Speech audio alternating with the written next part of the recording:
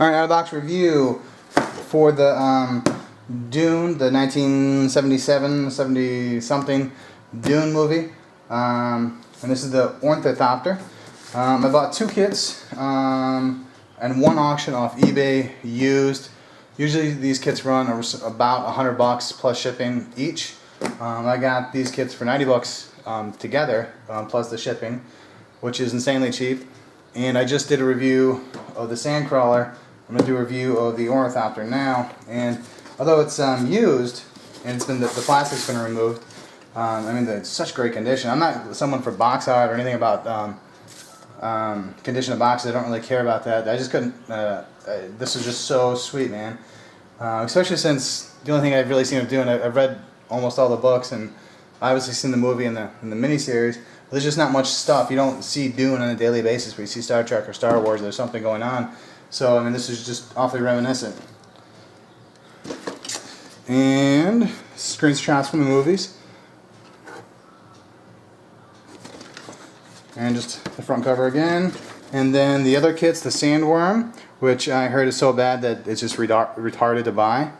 And the Sandcrawler. And then someone did a review of one of these kits, and I think it was Dirk Pitt.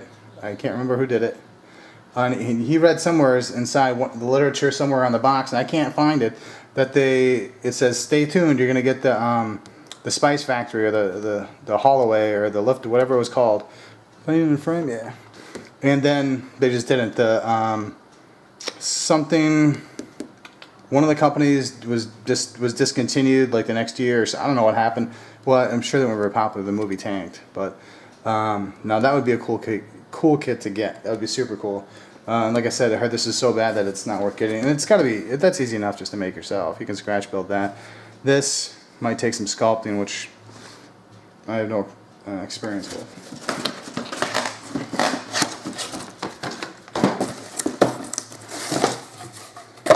Alright, start with the instructions. And I think this kit came out when Revell was still one company. Revell Germany and Revell was just USA was just one company, I think. And here the first page gives you the blowout of the parts. But this kit was made in 85. Yeah, 85. This is the oldest kit I've ever done, and maybe the oldest I've ever seen. Although I have a couple of bridge kits, Enterprise bridge kits that I think are older than that, but there's nothing too special about them. The point being, this isn't too common on the models that I've done from the 90s. Page 1 is the interior, which is what I really want to look at. The hatch with the stairway. And you know when I was watching this? I was watching, or when I pulled this kit out when I bought it, I was remembering that I had watched Lou DeMasso's from Aztec Dummy. He did a build of the ship from Lex. And I've seen a few episodes of Lex. It's not quite my thing. I don't dislike it, but I'm not that into it. But all the ships are very a lot of the stuff's very bug-like. And when I saw this kit, because I haven't seen it in so long, and then when I remembered about Lou's kit, they're very similar. This is two very insect-oriented. It reminded me of the I think it's called the Firefly or something from Flex. So there's your interior. It looks a little small on the pictures here because if I recall, there's two seats, maybe a third seat I think, and then there's like two seats behind them. I think the planetary ecologist and Duke Atreides, I think it is, are at the front, and then Paul and somebody else is at the back. Maybe a Fremen was with them, I can't remember. Oh, here's a better picture of the cockpit. It shows three seats. Oh, because maybe that was it. Maybe, oh, that's what it was. It was the Duke. It was the Duke, it was the planetary ecologist, and then Paul. So just three seats, so I guess that's right. And then here's the tail portion. Tail portion again. The double boom. And the landing gear. I think you can do it, you can do A or B, in flight or landing gear down. I don't know what I'm going to do. Landing gear looks fairly complex where it looks like it may be accurate or accurate enough. It also looks like it says no glue, so it may be movable. With the Sandcrawler in the previous video, it's designed to be moved. You can open and close the canopy, move the wheels front and back, so it's not a static model. But with that, the way the canopy worked, you lost a lot of the interior. It was actually ridiculous. It wasn't in scale. Like the person who had set the 2 people in there would not have like lower legs. They couldn't fit in there, so it was kind of silly. We'll get to that when we look at it. Some more detailed portions, and let's look at it. So the front cockpit and then the side cockpit windows are in transparent green, and I don't remember the movie if that's how it is or not.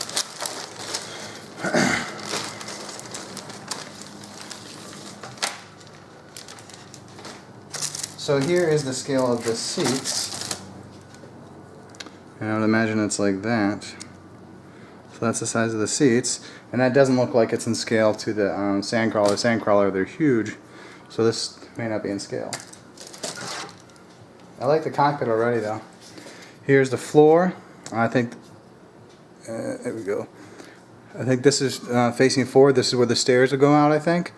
This is supposed to be some kind of grating. I like the detail. Here's the control panel. Maybe that's the back wall. That's probably the back wall. And other than the copyright at the top right there, it looks pretty good.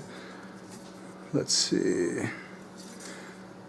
The detail in the front, kind of nice.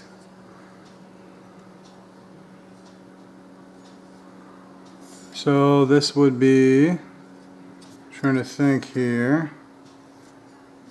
This would be the front, and this would be, I guess, the bottom, but to the back. Is it zoomed out all the way? There we go. More seats. Oh, the seats also have backs too. These are the back of the seats. So the seats, the part that I showed you, sets inside of these. So there's front and backs. These are some fine pieces in here. Really fine pieces. Look at these handles of some kind. But I would like to see the control panel. Let's see. Oh, there it is. So this, I'm trying to figure the orientation. Let's see. Here is the control panel, the dashboard. And I'm assuming that's the orientation. I'm holding it right side up. I assume that's it. But it may flat like this. In fact, maybe it does lay flat like this. I'm not sure which way it goes. But there's certainly room in there to do some good detailing and some lighting. There's not that much light in Dune kits anyway. But this kit's way more impressive than the Sandcrawler. Sandcrawler really sucks. This is actually pretty nice. I don't remember if these retract or not. And look how fine these points are. These little, let me turn it. Let me get in frame. These little hooks. All these little hooks that are right there. I think it's too bright. I opened all the windows in here so you guys could see, but I think I overexposed it. There's a lot of fine details. I'm trying to show some. It's not great, but it's... Look at the size of these right here. Pretty nice stuff. So all in all, I'm not going to tape this up. I'm not going to pull the parts out. This is a really nice kit. I like this kit a lot. The Sandcrawler is cool, but it only takes part in a few scenes. If I was to want to do something with Sandcrawler, I wouldn't want this Revell kit. I would want something much smaller where you could do a little more of a diorama build display. Do something where you could do the Spice Factory, or even I'm the Spice Factory. Just a few, the scene where Paul and his father and the planetary ecologist are out there, and the worm comes up and devours the Sandcrawler. That'd be great with something that's, you know, much smaller in scale than the Revell kit. But this kit, this one is awesome. This one I think is super cool. $100 if you were to buy this, I don't know, man, that's iffy. Because it's not so much the cost, which is $100 is a lot of money, especially for this kit. But what else could you buy for $100? You know, you can get a Steam Runner, you can get a Akira prize, you could get almost 2 JJ prizes shipped from off eBay, shipped from the United Kingdom. I mean, there's so many things you can get instead of this. A whole bunch of the new Star Wars stuff. There's a lot you can get instead of this for $100. I bought both kits for $90 with shipping. That makes it worthwhile, especially since I kind of assumed that the Sandcrawler, I actually assumed both these kits would be kind of nice because no one's really bitched about them. People bitch about the worm, but the Sandcrawler is horrible. Really wouldn't buy it. I don't mind having it, but Would I buy this again for 90 bucks? I think that I would, but there's not much else I would give up for it. I mean, I'd rather have an Akira prize. Or you know what? For, what is it, like 200 bucks? Or like, what is it, 145? I can't remember what it is. 145 or 200 bucks, you can buy a 1350 refit for the NX from Howling Wolf. That would be way better than getting this. And that's like 45 bucks more, I think, if I remember right.